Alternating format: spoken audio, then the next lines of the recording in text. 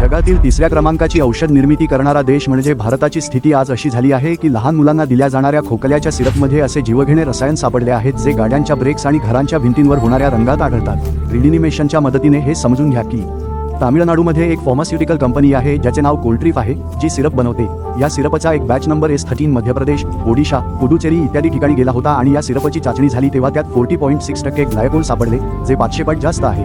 जितके परवानगी आहे त्यापेक्षा गाड्यांच्या ब्रेक फ्लूइड आणि पेटमध्ये वापरले जाते।